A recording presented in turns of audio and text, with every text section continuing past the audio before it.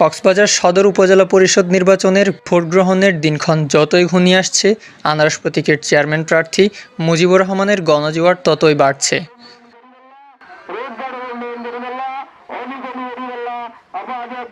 নির্বাচনী প্রচারণার কাজে তিনি যেখানে যাচ্ছেন সেখানকার মানুষ তাকে সাদরে গ্রহণ করে নিচ্ছেন। বুধবার বিকেলে কক্সবাজার সদরের ঝিলংজা ইউনিয়নের বাংলাবাজার ও পিএমখালী ইউনিয়নের বিভিন্ন এলাকায় আনারস প্রতীকের পক্ষে গণসংযোগ করেন তিনি। এ সময় বিপুল সংখ্যক মানুষের শুভেচ্ছা ভালোবাসায় সিক্ত হন সাবেক এই মেয়র। পরে মুজিবুর রহমান পিএমখালী ইউনিয়নের বিভিন্ন ওয়ার্ডের স্টেশনে পথসভায় যোগদান ও বক্তব্য রাখেন।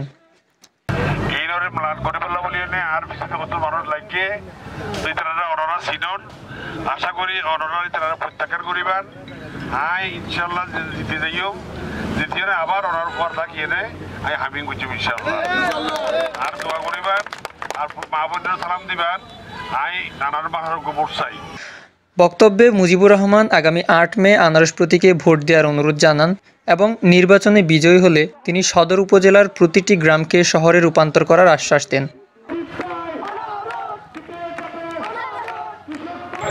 এই গ্রামকে শহর উন্নতি করার জন্য যেই পথটা অবলম্বন করতে হবে সেই পথটা আমি অনুসরণ করে আমি ইনশাআল্লাহ এই শহরকে এই গ্রামকে শহর করব।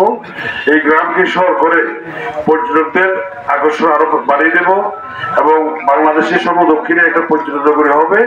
সেই পর্যটন নগরীর নাগরিক হিসাবে আপনারা স্থান পাবেন এবং স্বীকৃতি পাবেন এই আশা ব্যক্ত করে আমাকে রাজমার্কে নৌকায় ভোট দিয়ে এলাকার উন্নয়নের সুযোগ করে দেওয়ার জন্য সবাইকে অনুরোধ করিয়ে আমার বক্তব্য আমি শেষ করছি। আসসালামু আলাইকুম।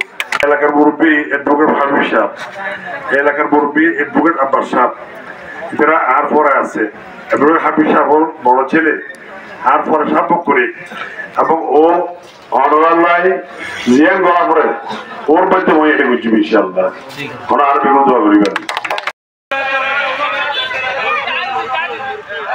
এ সময় কক্সবাজার জেলা আওয়ামী লীগের নেতৃবৃন্দ, যুবলীগের সাবেক সভাপতি সোহেল আহমেদ বাহাদুর, কক্সবাজার সদর উপজেলা আওয়ামী লীগের সাধারণ সম্পাদক রেজাউর রহমান রেজা সহ নেতৃবৃন্দ উপস্থিত ছিলেন।